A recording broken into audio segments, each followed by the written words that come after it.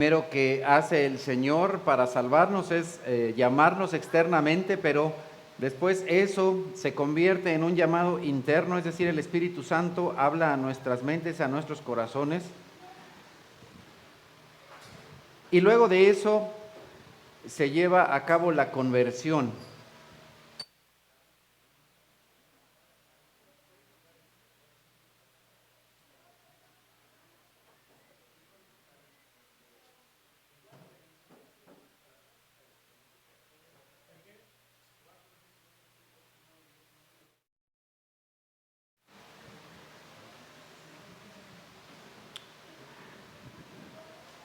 Muy bien, entonces, de acuerdo a lo que hemos estado estudiando, aprendiendo, la conversión tiene elementos muy importantes como lo son el arrepentimiento y la fe verdadera.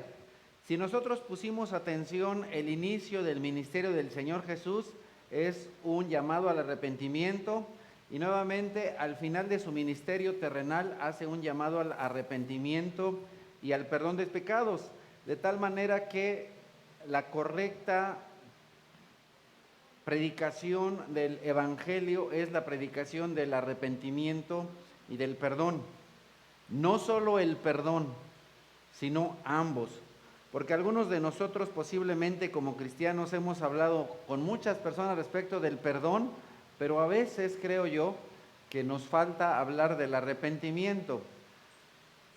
Porque bueno, pues muchas veces como cristianos pues hay algunos detalles que no se nos dicen, ¿verdad? Que no se nos enseña cómo evangelizar. Y bueno, aunque no esas enseñanzas no son para enseñar a evangelizar, pues bueno, vale la pena aprender también de esto.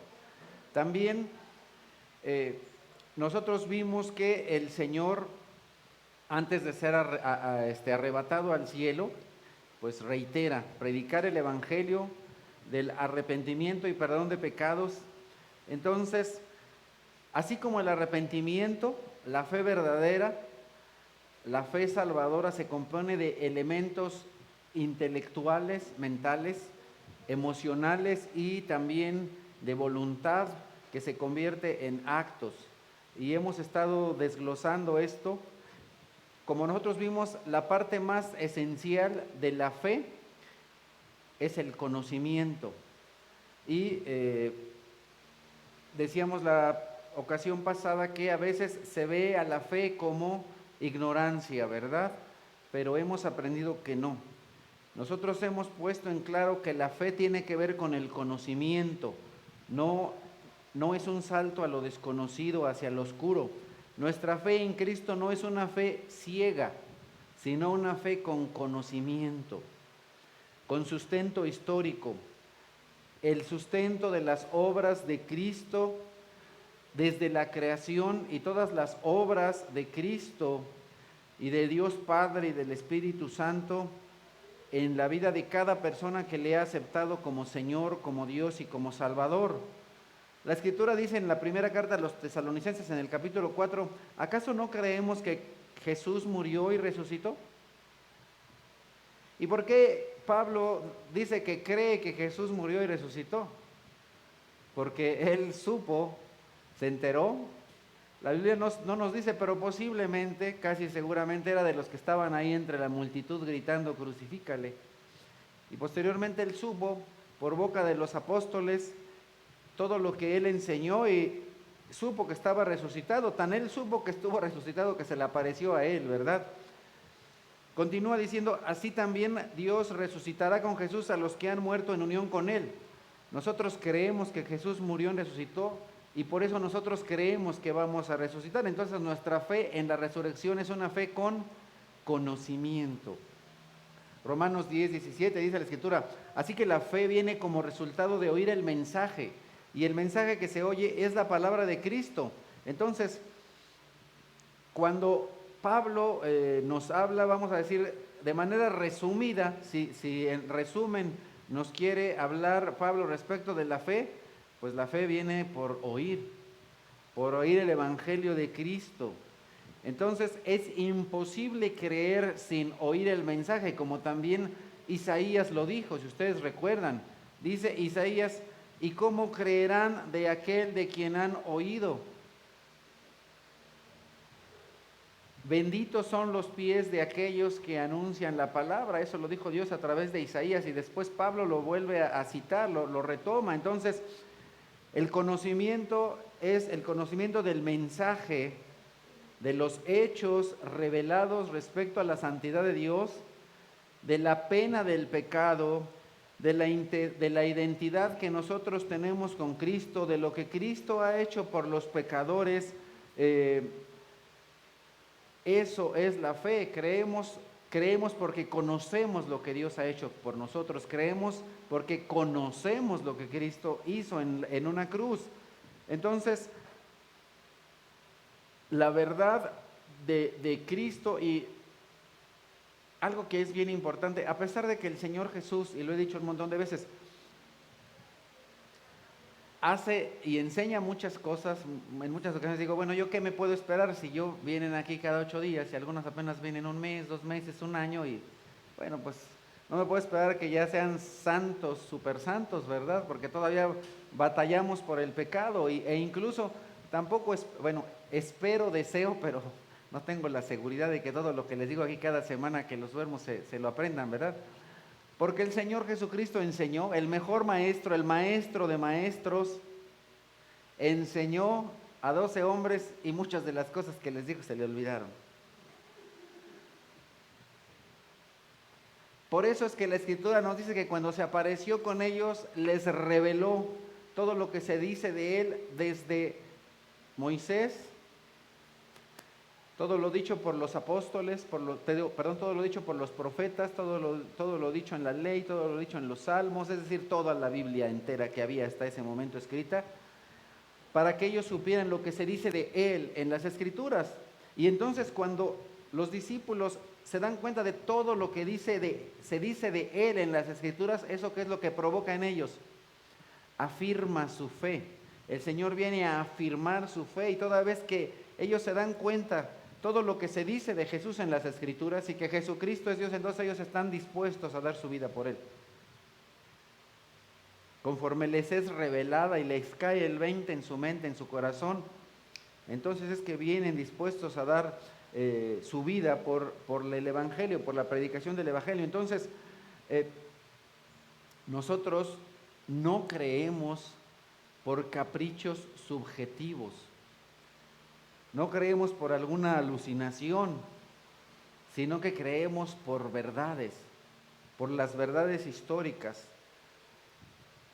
La segunda carta a los Tesalonicenses en el capítulo 2 dice: con toda perversidad engañará a los que se pierden por haberse negado a amar a la verdad y así ser salvos.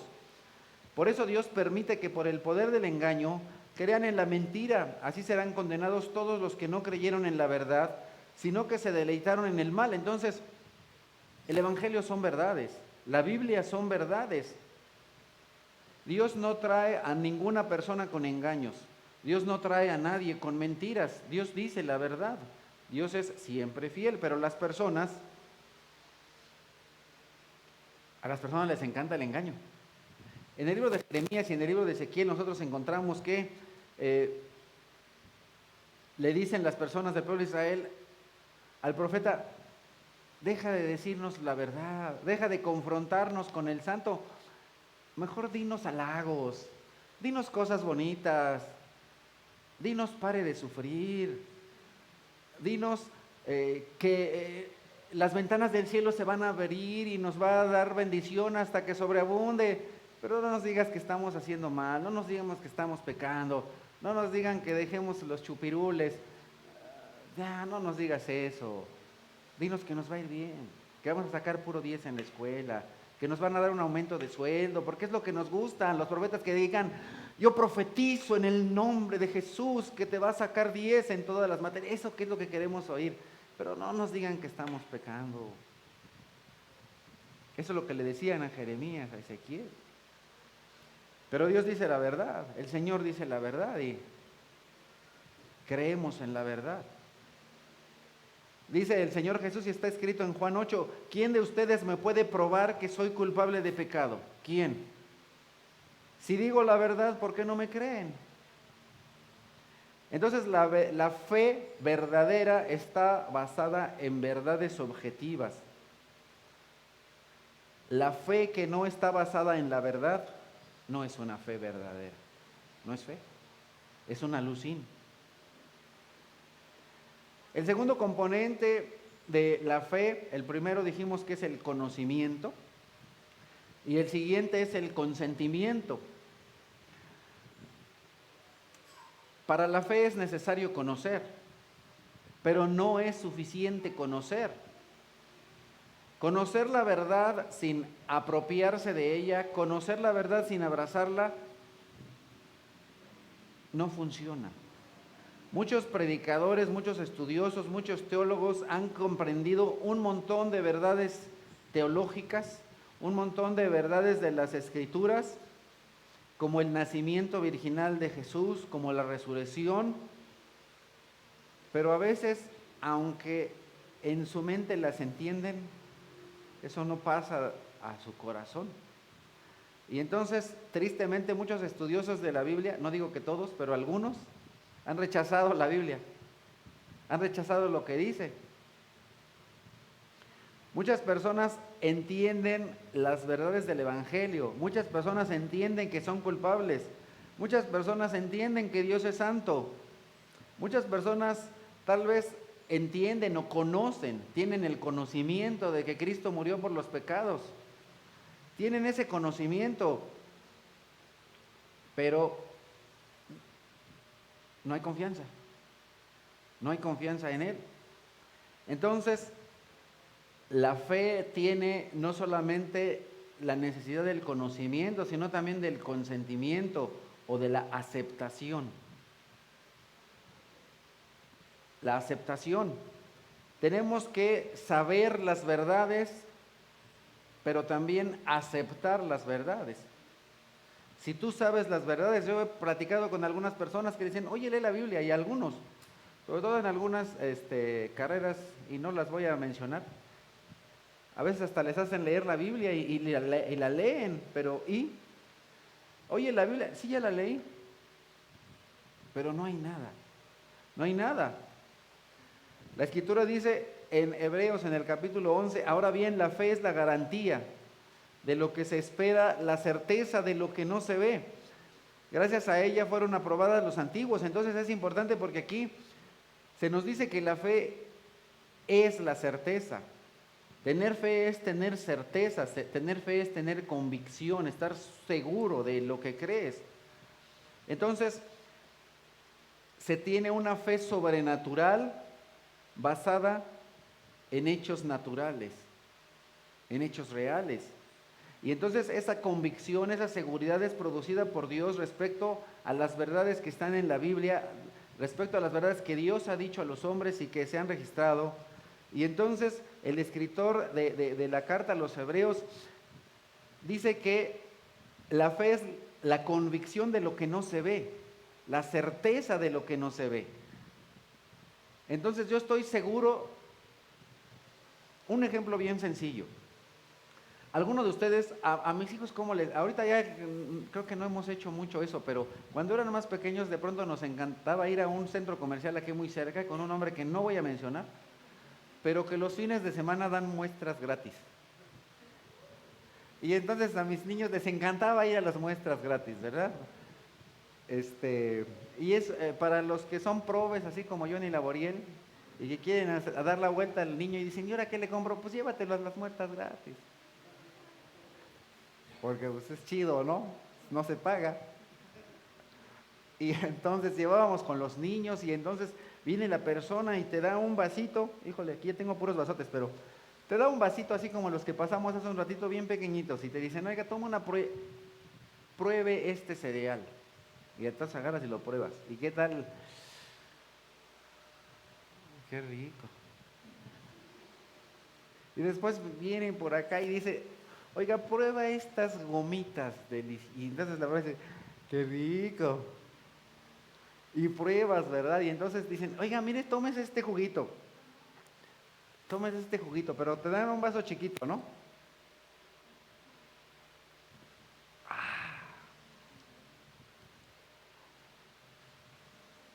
¿Y qué es lo que dices cuando pruebas el juguito? Chavocho. Y dices, oiga, ¿no me regala otra pruebita? Ándele. Oiga, para mi niño el otro que viene y otra, llévese para el otro niño. Oiga, pero el otro niño también quiere pruebita. Bueno, y entonces,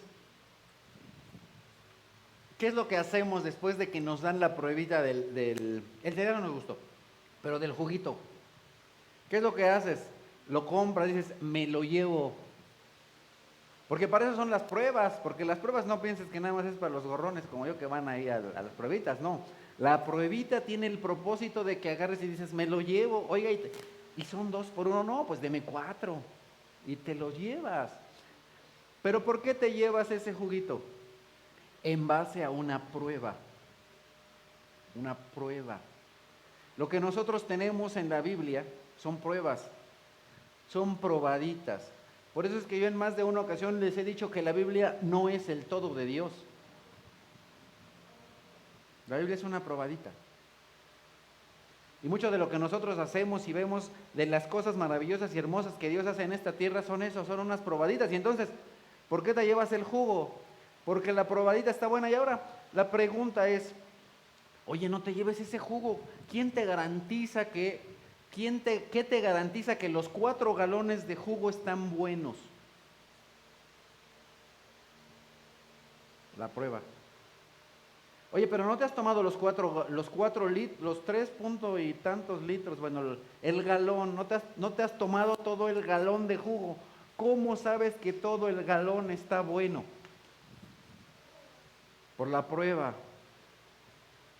Entonces yo tengo la seguridad de que ese costal que ya me enjaretaron de gomitas, de sabores, que todo ese costal está bueno. Yo tengo la seguridad de que todo ese costal está bueno. La seguridad. Y no he abierto el costal. Y no me he comido gomita por gomita todas las gomitas. Pero yo tengo la seguridad de que todo ese costal lleno de gomitas deliciosas y sabrosas de colores están buenas. ¿Qué es lo que me da la certeza? Las garantías, las pruebas, lo que conozco. La fe viene por el conocimiento. Y el conocimiento me da la certeza, lo que conozco me da la certeza de lo que no conozco respecto de Dios. Esa es la fe verdadera. Y entonces, lo que nosotros no podemos ver con nuestros ojos físicos, lo podemos ver con nuestros ojos espirituales. Y eso también nos da fe, afirma nuestra fe. La Escritura dice en Hebreos 11, por la fe salió de Egipto Moisés, está hablando del Moy. Por la fe salió de Egipto sin tenerle miedo a la ira del rey, pues se mantuvo firme como si estuviera viendo al invisible. Estuvo firme todo el tiempo. Entonces, la fe de Moisés era resuelta y estaba seguro de que la gloria de Dios era superior que los tesoros de Egipto. Oye, pero todavía no los ves. No hay problema. Dios le dijo que allá había tesoros y Moisés le creyó. Dios le dijo al pueblo de Israel, hay una tierra de la cual fluye leche y miel. No la habían visto. No la habían visto en Facebook, ni en Instagram. No existía, pero le creyeron. Y ahora creyeron en un Dios poderoso. ¿Por qué el pueblo de Israel creyó en un Dios poderoso? Porque Él mostró su poder en Egipto y dijeron, ándale. Si esta es la probada, ¿qué será el bistec? Entonces, esta misma convicción que tuvo Moisés para sacar al pueblo de Israel de Egipto a la tierra prometida es la misma convicción que tuvo Pablo y que tuvieron todos los apóstoles respecto del Señor Jesucristo, respecto de la soberanía de Jesucristo. Y eso fue lo que alimentó en ellos el resistir las dificultades, el sufrimiento más intenso. Porque aquí de pronto nosotros por cualquier cosita nos desbaratamos. Pero francamente, cuando nosotros estudiamos la Biblia y vemos todo lo que estos hombres pasaron, tú dices, no, pues me ahogo en un vaso de agua.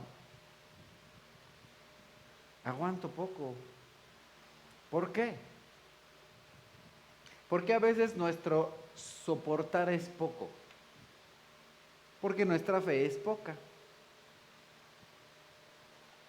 Cuando tu fe es pequeña, pues cualquier cosita te tumba. Pero cuando no, pues te mantienes firme. Por eso es que Pablo dice en la segunda carta a Timoteo, de este evangelio yo he sido designado heraldo, apóstol y maestro, mensajero, enviado y el que enseña.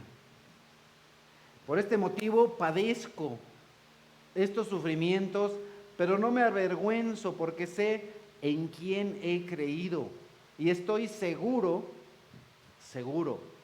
la fe tiene seguridad. Estoy seguro que tiene poder para guardar hasta aquel día lo que le he confiado. ¿Qué es lo que Pablo le había confiado? Su vida. Pablo confió su vida en el Señor Jesús. Por eso es que él no le tenía miedo a la muerte. ¿Qué fue lo que dentro de las últimas palabras que dijo el Señor Jesús cuando estaba en la cruz? Dijo algo: Señor, en tus manos encomiendo mi espíritu. Ustedes posiblemente saben que después del Señor Jesús, uno de los primeros mártires se llama Esteban. Y cuando lo estaban apedreando, como que me voy a echar otro jugo para que se me destrabe la lengua. Es que si no, no me lo acabo.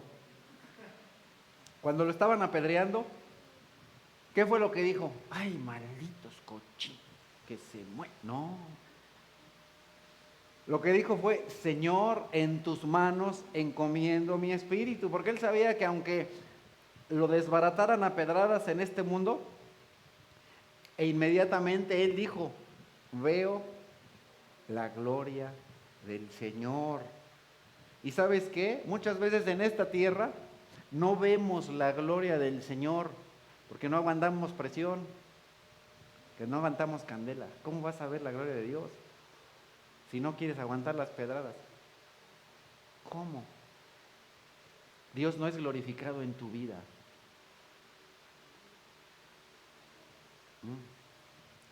Entonces, cuando una persona es convertida, porque de eso estamos hablando, la persona que posee la fe salvadora, la persona que tiene la fe salvadora de todo corazón, ve la verdad de su pecaminosidad.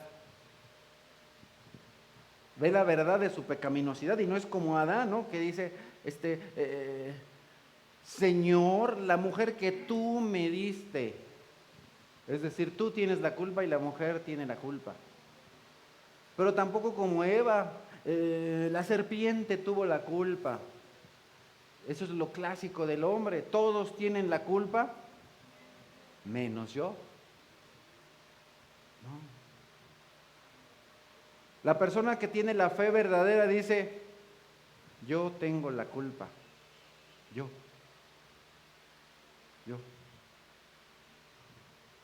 Pero Cristo murió por mis pecados. Entonces, amén, alabado sea Dios.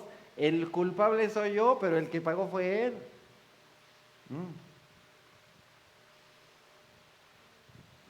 Había un hombre, el hijo de Timeo. En la Biblia, cuando ustedes vean nombres así, como Bar Sabás, es el hijo de Sabás. Bar Jesús es el hijo de Jesús. Bar Rabás es el hijo de Rabás. Bar Timeo es el hijo de Timeo. Bar Martín es el hijo de Martín. Ajá. Por ahí hay 2 Bar Martínez. Entonces, 3 Bar Martínez, 2 Bar Martínez y una Bar Martina. Entonces, había un hombre llamado Bartimeo, el hijo de Timeo. Por cierto, para cuando quieran nombres, es que los nombres no me gustan. Ponle Bar Andrés, ¿no? Para el tercero, ¿no? para algo más original que no se ha oído. O Barluis, ¿no? Ya próximamente ya vienen. Se acercan peligrosamente los Barluises, ¿eh? Bueno, a ver, no nos distraigan ahorita con eso. Había un hombre llamado Bartimeo que escuchó hablar de Jesucristo, porque Jesús se hizo famoso ahí. Y entonces él estaba muy seguro de que el hijo de David podía resolver su necesidad. Y entonces Marcos nos narra de manera breve en el capítulo 10, después de que llegaron a Jericó, más tarde salió Jesús de la ciudad acompañado de sus discípulos y de una gran multitud. Un mendigo ciego llamado Bartimeo, el hijo de Timeo, estaba sentado junto al camino. Al oír que el que venía era Jesús de Nazaret, se puso a gritar. A ver, entonces este hombre es ciego.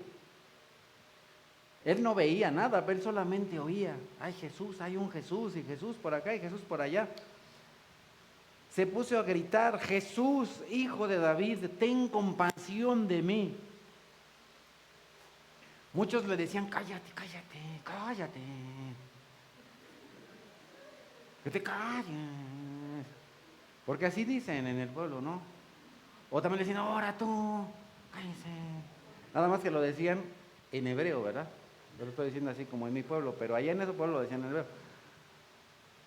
Hijo de David. Y entonces a él no le importaba que le decían cállate, él gritaba más fuerte cuando lo callaban. Bueno, aunque estamos hablando aquí de la fe y todo eso, pero vale la pena. A veces tal vez escuchas voces que te dicen cállate, cállate. No le pidas a Dios, no le pidas a Jesús en tu necesidad. No escuches esas voces. Tú tienes una necesidad. Clama a Dios. Dice el Salmo 50, clama a mí. Dijo Dios a Jeremías, clama a mí. Clama a mí, yo te responderé y te mostraré cosas grandes, maravillosas que tú no conocías, pero a veces nuestras oraciones son así como para adentro, ¿no? No, pues si te aprieta, pues grita, y si te aprieta, pues grita más duro. Qué vergüenza. Recuerda que el que se avergüence del Señor, Dios se avergonzará de él. Si te aprietas duro el calcetín, pues grita, ¿no? Grita.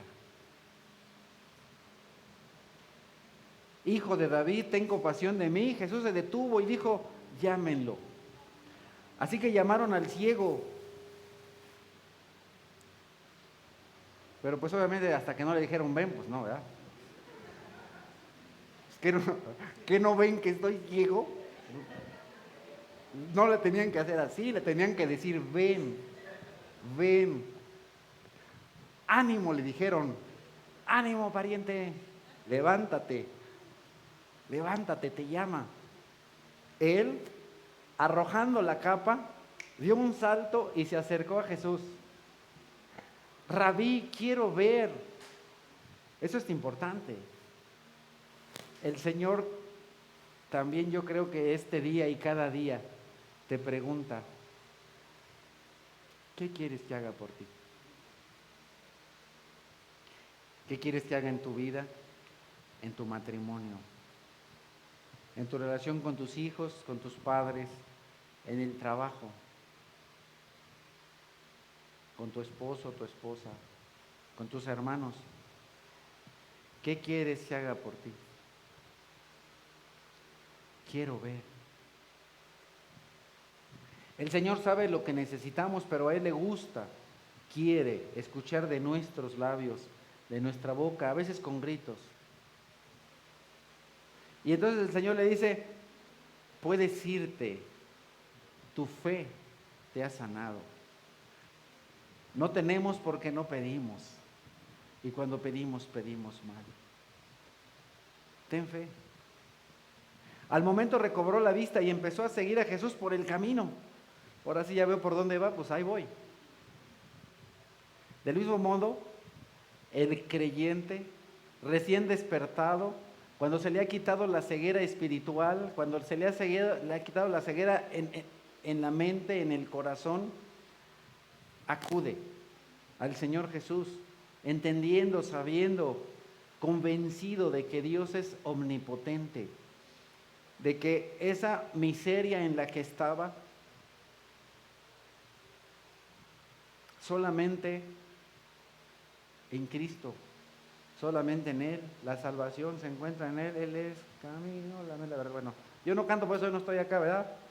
Por eso a la hora de la cantada me echan para allá y luego ya me pasan para acá. En Cristo, en Cristo. La respuesta perfecta para tus necesidades se encuentra en Cristo. La siguiente cosa, el siguiente componente es la confianza. La confianza. Ahora la producción no me ha dicho que le corte, entonces ahí le sigo. La confianza. En Moisés había fe. En Bartimeo no solamente había conocimiento, porque él había escuchado de que Jesús sanaba y que Jesús hacía cosas, pero no se quedó solamente con el conocimiento. Bartimeo no solamente aceptó la verdad, sino que ¿qué tuvo? Confianza. Confianza. Es importante tener la confianza en Dios, la confianza en Cristo. No solamente aceptar la verdad, no solo abrazar la verdad, ahora hay que tener la seguridad, la confianza. Porque resulta que nosotros a veces nos ufanamos de que somos monoteístas. Ahí no somos como aquellos que mira cuantísimo mono tienen ahí colgado. Yo creo en un solo Dios todopoderoso. Pues sí, pero Santiago dice, ¿tú crees que hay un solo Dios? Magnífico. Felicidades. También los demonios creen y tiemblan, y tú a veces ni tiemblas. De pronto pecas y ni miedo te da. ¿Qué pasó? Resulta que los demonios son mejores que tú. Chale. Los demonios creen y tiemblan. Nicodemo, a donde está ese versículo que casi todo cristiano se sabe, en el capítulo 3, viene un maestro reconocido, miembro del Sanedrín, llamado Nicodemo. Él cree que Jesús es enviado de Dios, y en Juan capítulo 3 dice, había entre los fariseos un dirigente de los judíos llamado Nicodemo. Este fue de noche a visitar a Jesús. Rabí, le dijo, sabemos, conocimiento, que eres un maestro que ha venido de parte de Dios, porque nadie podría hacer las señales que tú haces si Dios no estuviera con él. El conocimiento no es suficiente. Agripa, un gobernante del tiempo posterior a que el Señor Jesucristo fue crucificado, Pablo fue a hablar con él y lo encontramos registrado en Hechos en el capítulo 26 y dice la Escritura, el rey, está Pablo hablando con Agripa, el rey está familiarizado con estas cosas y por eso hablo ante él con tanto atrevimiento. Estoy convencido de que nada de esto ignora, porque no sucedió en un rincón. Está hablando de Cristo. Rey Agripa, ¿cree usted en los profetas? A mí me consta que sí.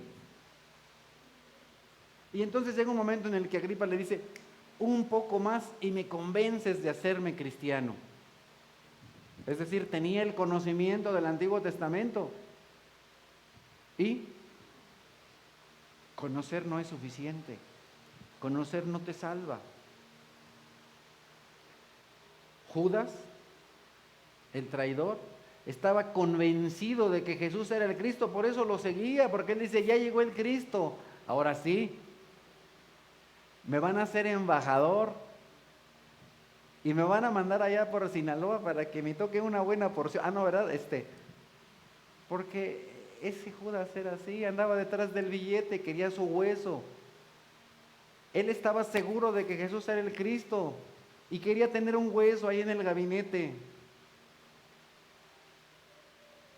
Por eso estaba Judas ahí. Para Judas, Jesús era el Cristo. Judas estaba sumamente seguro de que Jesús era el Cristo. Cuando Judas, el que lo había traicionado, vio que habían condenado a Jesús, sintió remordimiento. Estamos en Mateo 27. Y devolvió las 30 monedas de plata a los jefes de los sacerdotes y a los ancianos. Y antes les había platicado que el remordimiento y el arrepentimiento no son lo mismo. Se parecen. El arrepentimiento tiene remordimiento, pero tiene algo más. He pecado, les dijo, ok, el reconocimiento del pecado es bueno, pero sigue sin ser suficiente. Porque he entregado sangre inocente. ¿Y eso a nosotros qué nos importa? Respondieron, allá tú. Entonces Judas arrojó el dinero en el santuario y salió de allí y se fue a los pies del Señor Jesucristo y le dijo, Señor, me arrepiento de mis pecados, te acepto a ti como mi Dios, mi Señor. Como dice Chonita, la de las frijoles, no, eso hubiera sido otra historia, pero la historia no fue así. Si él hubiera hecho lo que yo les estoy comentando ahorita, ¿qué crees? Sí hubiera sido salvo, pero no fue salvo. El remordimiento no basta. Luego fue y se ahorcó. Entonces, ninguno de estos 3 hombres de los cuales he hablado tenía la fe salvadora. Tenían fe en Cristo, pero no la fe que salva. ¿Conoces de la Biblia? ¿Crees que hay un solo Dios? Magnífico. ¿Crees que Jesús es el Cristo? Muy bien. ¿Y? Entonces, la fe, como estamos estudiando, empieza por el conocimiento, avanza hacia el consentimiento o la aceptación, pero no se detiene, la fe salvadora no se detiene hasta que no alcanza confianza, hasta que no logra la confianza. La confianza en Cristo, ¿para qué? Para ser salvado. Hay un hermano que se llama Murray, pero que se escribe Murray. La fe es el conocimiento que se torna en convicción y la convicción que se torna en confianza. Es imposible para la fe llegar a las puertas de la entrega a Cristo y detenerse. La fe logra su cometido de transferir la confianza que tenemos en nosotros mismos y en todos los recursos humanos a la confianza de obtener salvación solo por medio de Cristo. Es recibir de Cristo y luego experimentar una confianza plena, es lo que dice el hermano, y eso es. Entonces, la fe salvadora no va simplemente en creer como los demonios. Entonces se supera, la fe verdadera va más allá o supera el conocimiento mental. Acepta intelectualmente, sí, por supuesto, pero tiene confianza, tiene confianza. Entonces, de nuevo es conocimiento, consentimiento o aceptación y confianza. Y entonces es cuando tú puedes decir que tienes una fe verdadera. Cuando tú te vuelves dependiente de Cristo. Dependiendo de Cristo, ¿para qué? Para perdón de mis pecados. Dependo de Cristo, ¿para qué? Para ir al cielo. Dependo de Cristo, ¿para qué? Para todas mis necesidades. Dependo de Cristo en mi enfermedad. Dependo de Cristo en las dificultades, problemas diarios. Dependo de Cristo. Ya no dependo de mí, no dependo de mis recursos, no dependo de mis contactos, de mis conocidos. Dependo de Dios, dependo de Cristo. pero sobre todo dependo de Cristo para el perdón de los pecados, para la vida eterna. Pablo narra un poquito de su conversión en Filipenses capítulo 3 y dice Pablo: yo mismo tengo motivos para tal confianza. Si cualquier otro cree tener motivos para confiar en esfuerzos humanos, yo más, circuncidado al 8º día, del pueblo de Israel, de la tribu de Benjamín, hebreo de pura cepa, en cuanto a la interpretación de la ley fariseo, en cuanto al celo perseguidor de la iglesia, en cuanto a la justicia que la ley exige, intachable. Entonces, Pablo era humanamente un gran creyente. Humanamente él podía decir: yo me voy a ir al cielo porque mira, aquí están todas mis credenciales y esto es todo lo que yo he hecho. Pero él se da cuenta que no puede confiar en su carne, no puede confiar en sus obras para alcanzar el cielo, para alcanzar el reino, para alcanzar la salvación. Entonces, él no ve todos sus logros religiosos para que él pueda obtener la justicia que demanda Dios, porque con sus obras nadie puede alcanzar la justicia que Dios demanda. Entonces, en su vida como fariseo, toda su confianza estaba en su carne, en sus obras, en sus tradiciones, en sus ritos. Él cumplía todos los ritos, todas las tradiciones, toda su dedicación, todo lo que Dios ordenaba o mandaba de manera externa, él los cumplía, pero se dio cuenta que él vivía en un error. Y entonces todo eso desaparece. Cuando él se encuentra con Cristo resucitado, ustedes se acuerdan cuando va en camino a Damasco y entonces le dice: Saulo, Saulo, ¿por qué me persigues? Ups. Y entonces él se da cuenta y en el mismo capítulo más adelante dice: sin embargo, todo aquello que para mí era ganancia, ahora lo considero como pérdida por causa de Cristo. Es más, todo lo considero pérdida por razón del incomparable valor de conocer a Cristo Jesús, mi Señor. Por Él lo he perdido todo y lo tengo todo por estiércol a fin de ganar a Cristo. Entonces, cuando Dios le abre los ojos a Pablo, ¿cómo? Por medio de la regeneración, porque Dios está haciendo en Pablo un hombre nuevo, lo está regenerando. Entonces, sus ojos, los ojos de su corazón son ojos regenerados. Y entonces Pablo ve que toda su santurronería y todo su legalismo sirven para nada. Sirven para nada, dice él, que es estiércol, que es popis, todo eso. Y entonces él depende de su justicia, de sus obras, para ahora confiar en Cristo. ¿Para qué? Para ser reconocido como una persona justa. Y si tú crees en Dios, al igual que yo, entonces tú puedes decir: soy justo, pero no por mis obras, sino porque Él es justo, porque Él puso su santidad y su justificación, su justicia en mí.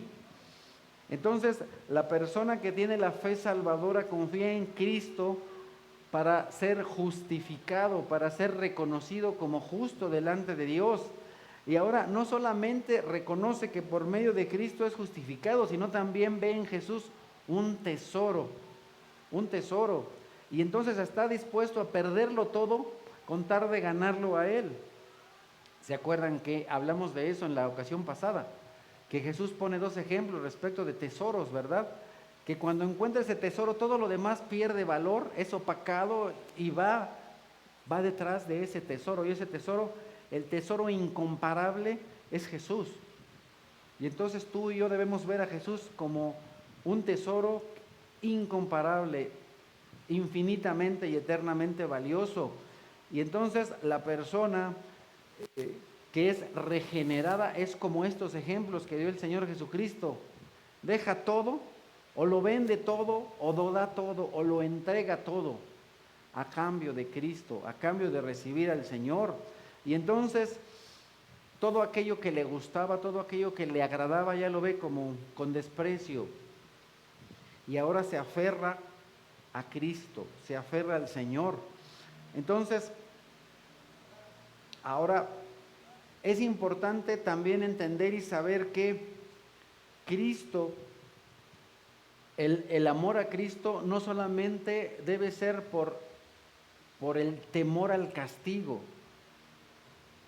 No solamente vamos a Cristo por el temor de no ir al infierno, que es bueno que tengamos temor de ir al infierno, pero es mejor que le tengamos miedo a Dios. Por eso el Señor dice, ahora les enseñaré a quién temer. No teman a aquel que destruye el cuerpo, sino a aquel que destruye el alma y el cuerpo en el infierno. Y ese es Dios. Porque recuerden que el que gobierna el infierno no es el demonio, es Dios. Aún en eso muchas personas viven sin saber, piensan que el demonio gobierna el infierno. No, el infierno es un lugar de castigo. Pero tenemos que ir en busca de Dios no por el temor a castigo, sino por el amor de Dios, por el amor que Dios nos tiene. La fe salvadora es la fe que acepta al Padre, al Hijo, al Espíritu Santo como fuentes, como la fuente de justicia, de vida, de santificación. Y vamos a tener que hacer una pausa. Y la próxima semana continuamos hablando de la fe salvadora, la fe que tienen las personas que son salvas. Pero antes, a mí me gusta normalmente, por si alguien se me durmió en el camino, repetir, platicar, ¿qué hablamos? ¿Qué enseñamos el día de hoy? El día de hoy aprendimos que nosotros creemos en Jesús. ¿Por qué? Por el escuchar el mensaje. Creemos en Dios por conocimiento, que las personas a veces se pierden porque no aceptan la verdad. Lo que nosotros tenemos en la Biblia son verdades indiscutibles, verdades históricas. La verdad está en la Biblia y muchas personas no la quieren aceptar. La fe nos lleva a un conocimiento con certeza. Creemos en lo que no vemos por conocer cosas que sí vemos, cosas que hemos visto, que hemos oído, cosas que otros han visto, hechos históricos verdaderos. Nosotros tenemos pequeñas probadas del cielo en este mundo. Y creemos por eso. Nosotros, cuando vamos a Dios, tenemos que ir con conocimiento, pero también ese conocimiento nos tiene que llevar a la aceptación. La fe verdadera, la fe de un cristiano verdadero, lo que Dios hace en nosotros es tener conocimiento, aceptar y luego tener confianza. Conocer a Dios no es suficiente. Tener conocimiento no te salva, como no salvó a muchos, entre ellos a Judas. Judas no fue salvado a pesar de que conoció a Dios, porque no tuvo fe que salva, solamente tenía fe en cuanto a conocimiento. Entonces, es importante que nuestra fe vaya creciendo, vaya pasando del conocimiento a la aceptación y de la aceptación a la confianza. ¿Ok? Entonces es importante que la fe nuestra sea una fe con toda la confianza en Dios, la confianza que Él, la confianza en que Él nos perdona de todos nuestros pecados desde que nacimos hasta que lleguemos a su presencia, la confianza en que Él nos justifica, la confianza en que Él nos santifica. Esa es la fe verdadera, una fe que no duda. Hablaremos más de la fe la próxima semana, si Dios nos permite. Vamos a orar. Señor nuestro Dios bendito, Padre eterno, gracias te damos por todo lo que nos enseñas a través de tu palabra. Te damos gracias por todos aquellos que dieron su vida y que no les importó su vida en este mundo porque sus ojos estaban puestos en ti, sus ojos estaban puestos en la eternidad, aunque nunca dejaron de tener los pies en esta tierra, sus ojos no estaban en esta tierra, sino en ti, en el único Dios verdadero. Gracias te damos, amado Padre, por cada persona, por cada profeta, por los 12 apóstoles y también, Señor, por cada persona que después de ellos ha continuado con la obra de llevar las buenas noticias de salvación a toda criatura. Gracias, Padre Santo, en Cristo Jesús. Amén. Muy bien, pues vamos